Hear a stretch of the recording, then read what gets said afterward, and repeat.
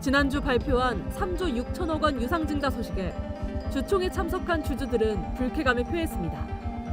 주주총회 이전에 갑자기 장례 발표하는 것에 대해서 굉장히 불편한 감정을 갖고 있습니다. 잘 나가던 한화의 이상 신호가 잡히고 있습니다. 대한민국 최대의 방산 전문 기업이자 한국판 로키드 마틴을 꿈꾸던 한화였기에 아쉬움이 클 수밖에 없는데요. 현재 군수 분야에서의 한화는 주로 화약, 포탄, 로켓 추진체 등을 생산 중이며 항공기용 유압 부품의 조선 분야까지 거의 전 분야에서 성과를 이루고 있습니다. 작년 기준 한화에어로스페이스와 한화시스템, 세트레가이 등 한화의 항공우주, 방산 계열사의 수주 잔액은 54조 원 이상, 특히 한화에어로의 K9 자주포, 레드백 등 지상 전력을 중심으로 한 방산 부문 해외 수주 잔액은 무려 20조 원을 넘어서고 있는데요. 2020년에 3조 1천억 원과 비교하면 불과 4년 만에 8배가량 늘어난 엄청난 수치입니다. 이제 한화그룹은 한화에어로스페이스, 한화오션, 한화시스템을 하나로 묶어 지상부터 항공까지 이르는 종합방산기업으로 거듭날 체제를 구축했는데요.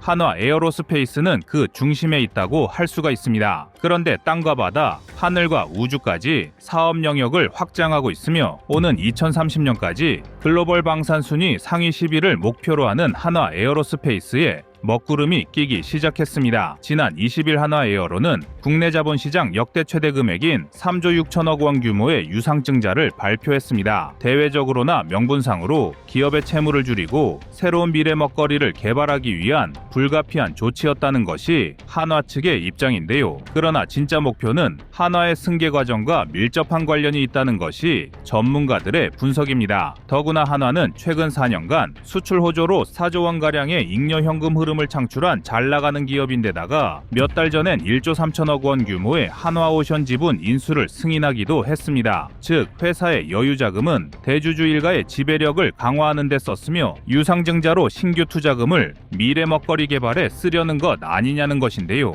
여기에 불난데 기름을 부은 것은 한화에어로의 부회장 김동관 씨의 아쉬운 행보입니다. 유상증자 발표 이후 비판 여론이 거세지자 김동관 부회장은 한화에어로스페이스 주식 약 30억 원가량을 매수했는데요. 한화와 투자자들로 받는 최대 5조 원가량의 금액에 비해 대주주 일가의 매수 금액 30억 원은 자칫 조롱으로 보일 만큼 차이가 크기 때문입니다. 더구나 한화는 작년 방산 호황기를 맞아 1조 7천억 원대에 달하는 사상 최대 영업이익을 올렸고 향후 2년간 추가로 6조 원대 영업이익이 기대되는 상황인데요. 여기서 주주의 손해 논란을 낳을 수 있는 증자카드를 꺼낸 것에 대해 투자자들은 물론 방산 전문가들조차 아쉬워하고 있습니다. 물론 한화도 할 말은 있습니다. 겉으로 표현은 안 하지만 그룹의 안정적인 운영과 승계 작업에 막대한 자금이 필요한데 문제는 현재로선 이를 충당하기 위한 마땅한 방법이 없다는 것입니다. 그래서 준비했습니다. 오늘은 쨍하고 벼들자 찾아온 한화의 악재와 앞으로의 방산 수출에 미치는 영향에 대해 자세히 알아보겠습니다.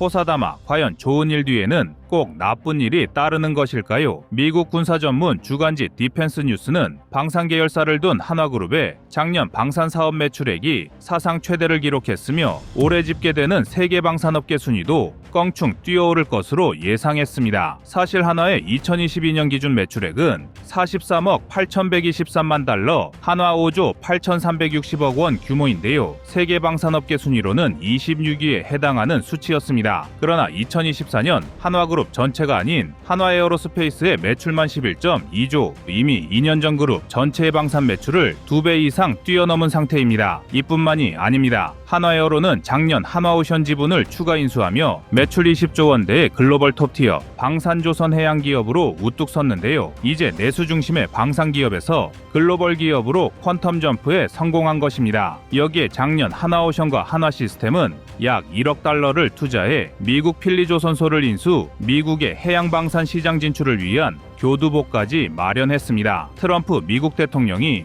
미국 조선에 대한 한국의 협력을 요청하면서 한화오션의 조선업 경쟁력과 미국 필리조선소 인수에 대한 글로벌 시장에서의 관심이 커지고 있는데요. 한화는 미 함정에 대한 MRO 사업뿐만 아니라 전투함정 직접 건조, 즉 핵잠과 항공모함이라는 큰 꿈에 도전하고 있습니다. 그리고 현재 한화가 가장 잘하는 부분, 가장 인정받는 부분의 실적도 매년 향상되고 있습니다. 지난해 4분기에는 K9 자주포, 다연장 로켓 천무, 120mm 자주 박격포 비격 등 주요 지상군 무기체계의 수출과 국내 납품 물량 증가에 따라 매출과 영업이익이 각각 4조 8,311억 원, 8,925억 원을 기록했는데요. 전년 동기 대비 매출은 56%, 영업이익은 222% 늘어난 놀라운 성장세를 기록했습니다. 2014년을 기준 한화그룹의 계열 전체 매출액이 49.2조 원이라는 점을 감안하면 정말 경이로운 수준인데요. 그런데 갑자기 올해 들어 한화는 이상한 행보를 보이기 시작했습니다. 만드는 물건마다 연일 호평받으며 잘 나가고 있는 데다가 앞으로의 미래도 장밋빛 전망뿐이던 한화가 갑자기 그룹의 잉여자금과 주식시장을 통해 목돈을 땡기기 시작한 것입니다. 한화에어로가 한화오션 주식을 사들이는 데 쓴 돈이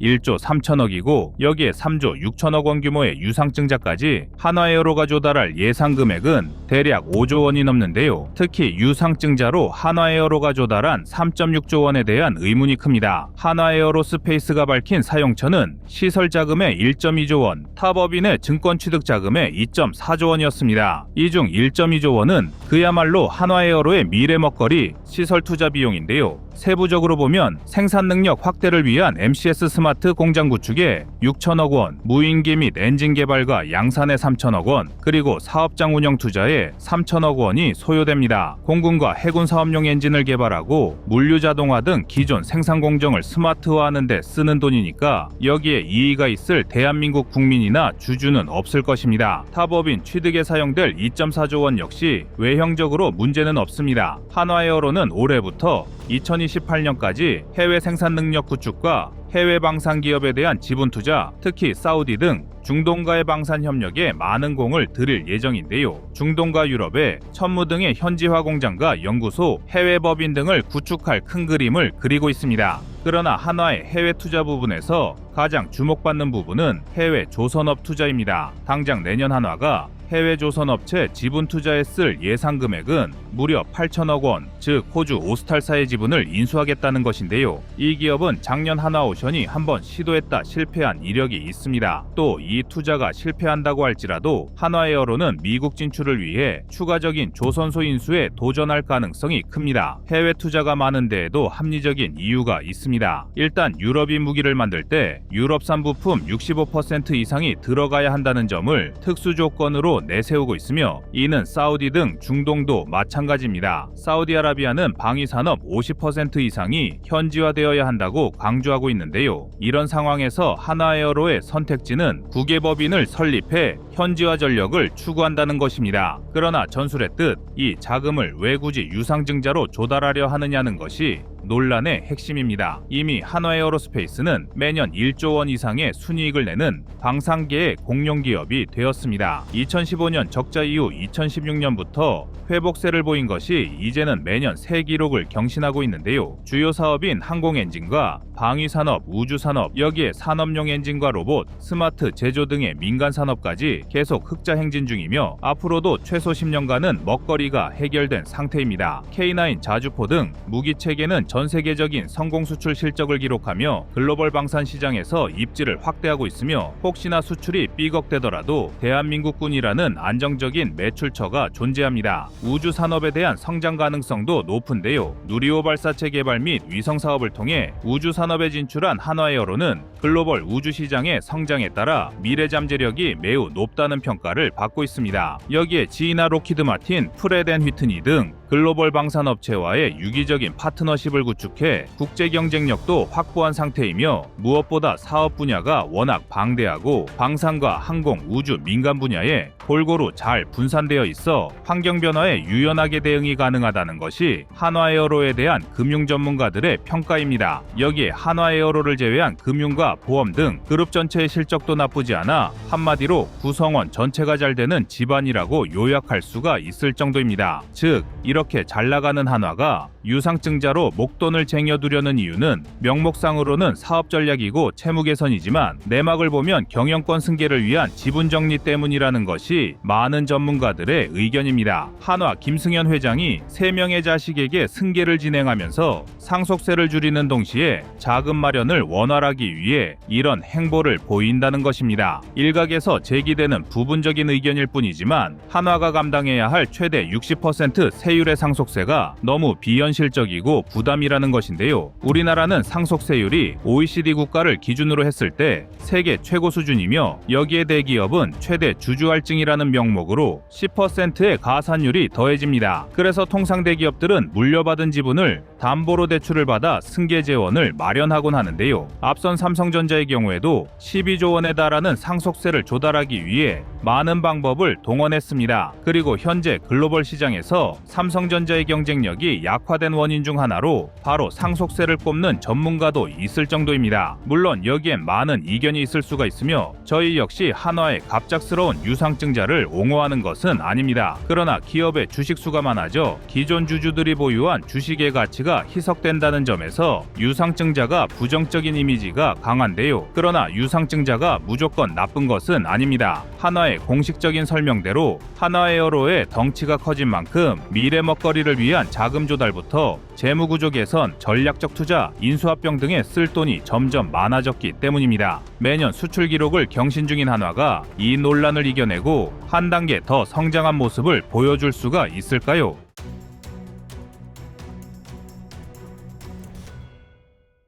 다음은 25년 3월 4일 KF21 복좌형 개발 영상입니다. 인도네시아가 KF21에 다시금 관심을 보이게 된 배경에는 라팔과 FC5EX 도입으로 인한 재정 부담이 큰 몫을 차지했을 가능성이 있습니다. 이미 라팔 전투기 수십 대를 계약한 상태에서 예산 확보가 쉽지 않고 5세대에 근접하는 첨단 공중 전력을 마련하기 위해서는 상당한 기술과 자금이 필요한데 이러한 부담을 완화하면서도 미래 확장성까지 기대할 수 있는 기체가 KF21 복좌형이라고 판단했을 수 있습니다. 그런데 과거 인도네시아는 KF21 초기 공동개발 참여를 선언하고도 분담금을 제때 납부하지 않아 한국 측에 커다란 실망을 안긴 바 있습니다. 기술 이전만을 원하면서 실제 금전적 의무는 다하지 않는다는 비판을 피할 수 없었고 그 결과로 한국 내에서는 인도네시아와의 협력을 중단하거나 대체 파트너를 모색하자는 여론이 상당히 우세한 상황입니다. 그래서인지 한국의 정부와 기업은 인도네시아 같은 외국의 힘을 빌리지 않고 자국 예산으로 시제기를 완성해냈을 뿐만 아니라 꾸준히 개발을 이어간 끝에 KF21 사업이 어느 정도 안정 궤도에 올라섰다고 평가받고 있습니다. 그러니까 예전처럼 인도네시아가 지분을 내주지 않으면 사업 자체가 어렵다는 인식은 더 이상 존재하지 않는다는 뜻입니다. 그리고 바로 이 지점이 중요한데요. 이제 한국은 인도네시아의 불성실한 태도를 떠올리며 협상 주도권을 쥘 수 있는 여건이 마련된 것입니다. 다시 말해 인도네시아가 복좌형 KF21을 탐낸다면 과거 분담금 미납이나 기술자 유출에 대한 책임 소재를 확실히 짚고 가야 할 뿐 아니라 미래 분담금 납부 일정과 기술 보호 체계를 확고히 이행하게 만드는 절대력을 확보한 것입니다. 이런 요건이 충족되지 않는다면 한국 입장에서는 굳이 인도네시아를 반드시 끌어안고 갈 이유가 크지 않기 때문입니다. 사실 복좌형 KF21은 기존 단좌형보다 개발과 양산 과정에서 추가적인 비용과 시간이 필요하다는 단점이 있습니다. 조종석이 두 자리로 늘어나면 무게중심과 내부 구조를 재설계해야 하고 그에 따른 항전 장비 배치도 달라지게 됩니다. 하지만 한국은 이미 초기 설계 단계에서 복좌형을 염두에 두었고 국내용으로도 복좌형 시제기를 만들 계획을 어느 정도 확립해 왔습니다. 여기에 인도네시아가 상당한 물량을 주문한다면 오히려 복좌형 대량 생산 체계를 일찍 구축할 수 있어 단가 절감 효과를 기대해 볼 수도 있습니다. 하지만 문제는 인도네시아가 예전처럼 약속만 하고 실제 자금 투입은 지연시키거나 공동개발 명분만 가져가려 들지 않을까 하는 의심을 한국이 버리지 못한다는 점입니다. 과거 인도네시아 기술자들이 한국 내 사업장에서 주요 기밀 자료를 무단으로 빼돌리려 했다는 의혹이 불거졌을 때 한국 사회는 극도의 분노를 드러냈습니다. 기체 개발 자료가 해외로 유출될 위험이 있다는 사실만으로도 자주국방을 지향하는 한국에게는 심각한 배신감이 들 수밖에 없었던 것은 당연합니다. 반면 이런 중차대한 일을 인도네시아 측에서는 이를 대수롭지 않게 넘기려 했지만 한국은 해당 건을 단호히 처리하면서 인도네시아의 분담금 납부 의사를 재확인하라고 요구하는 등 강경한 자세로 돌아섰습니다. 그렇게 향후 복좌형 KF21 도입 협상이 다시 진행되더라도 한국이 먼저 손을 내밀 것 같지는 않아 보입니다. 한국은 이미 자신감을 얻었습니다. 폴란드나 중동 일부 국가들도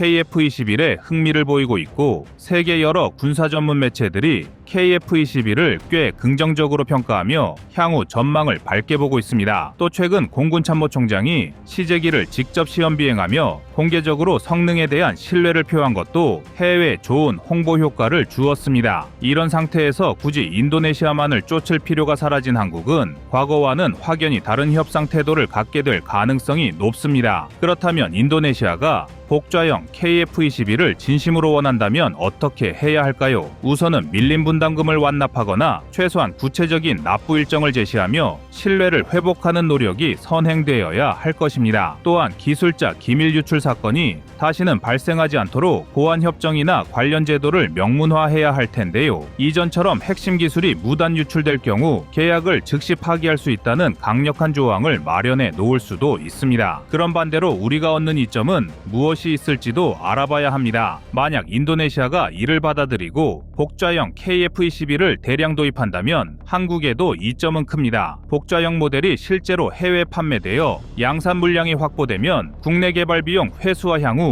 개량형 전환에 긍정적 영향이 예상되며 제3국 시장에 대한 시범 사례로도 활용할 수 있기 때문입니다. 특히 섬이 많은 국가나 해상 전력이 중요한 국가들의 복좌형 모델의 장점을 어필할 수 있다면 KF-21이 가질 수 있는 마켓 포지션은 더욱 탄탄해질 것입니다. 그리고 무엇보다도 복좌형 KF-21은 인도네시아에게도 매력적인 카드이지만 한국으로서는 한번 심하게 된 적이 있기에 이전처럼 호의적인 자세로 나서지 않아도 된다는 이점이 생겼습니다. 그동안 인도네시아가 보여준 불성실함을 떠올리면 한국이 오히려 협상의 레버리지를 잡고 자체 조건을 강하게 내세울 만한 충분한 명분이 있습니다. 분담금 납부 완료 이후에만 기체를 넘긴다거나 핵심 기술 이전은 최소화한다거나 재발 방지를 위한 엄격한 법적 조항을 포함하는 식으로 한국이 주도권을 행사할 수 있는 여지가 많아졌습니다. 인도네시아로서는 이런 상황이 달갑지 않겠지만 이미 미국과 프랑스 기체 도입으로 예산이 압박되는 마당에 KF-21마저 못 얻게 된다면 동남아 지역 군비 경쟁에서 스텔스 전환 시점을 크게 놓칠 위험이 있습니다. 반대로 인도네시아 주변국들은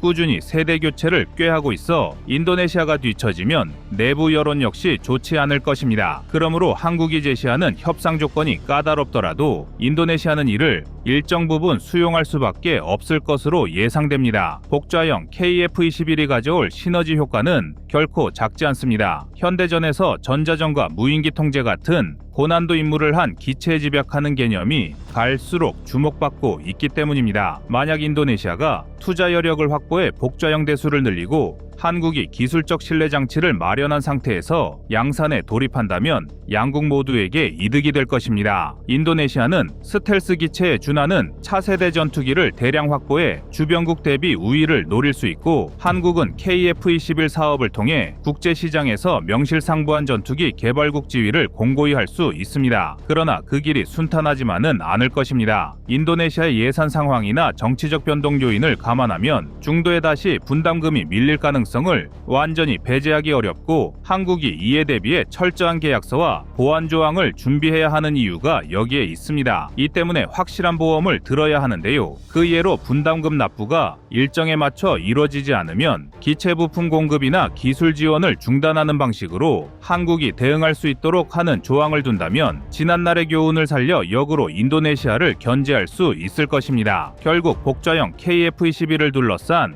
한국과 인도네시아의 협상 구도는 과거와는 확연히 달라진 환경에서 진행될 것입니다. 인도네시아가 마음을 바꿔 협력하더라도 그 전제는 한국이 정한 새로운 룰을 존중하는 것이며 이 룰은 분담금 이행과 기밀 보호를 확실히 담보하는 내용을 포함하게 될 가능성이 매우 높습니다. 이제 한국은 그러한 조건을 관철해낼 만한 힘을 이제 갖추게 되었습니다. 그리고 이 모든 것을 한국의 기술력으로 증명했습니다. 인도네시아는 과거처럼 공동개발 파트너임을 내세워 특혜를 누리려는 강짜를 보이기보다는 필요한 비용과 의무를 충실히 이행해야만 복좌형 KF-21이라는 진보된 전력을 손에 넣을 수 있게 된 것입니다. 이를 증명하듯 KF-21 복좌형이 동남아시아와 기타 지역에서 새로운 전투기 시장을 열어젖힐 가능성이 있다는 외신 보도를 통해 이런 가설들이 점차 설득력을 얻고 있습니다. 그만큼 KF-21 복좌형이 갖는 가치는 단순히 양자간 거래 이상의 의미를 지니며 동남아 일대 군사 균형에도 적잖은 파장을 미칠 가능성이 높습니다. 결국 한국이 인도네시아의 복귀 제안을 어떻게 받아들이느냐에 따라 KF-21 복좌형의 파트너 국가가 어느 나라로 결정될지는 우리의 선택으로 남게 됐습니다. 인도네시아가 과거의 잘못을 인정하고 분담금과 보안 이슈를 해결하려 노력한다면 양국은 함께 이익을 볼 수 있는 길을 열 수 있고, 그렇지 않다면 한국은 이미 확보한 기술과 대체 협력국이라는 선택지를 토대로 독자적인 길을 이어갈 것입니다. 한국이 이젠 더 이상 협상에서 을의 위치가 아니라는 점이 인도네시아와의 관계에서 가장 큰 변수로 떠오르고 있습니다. 이상 꺼리튜브였습니다.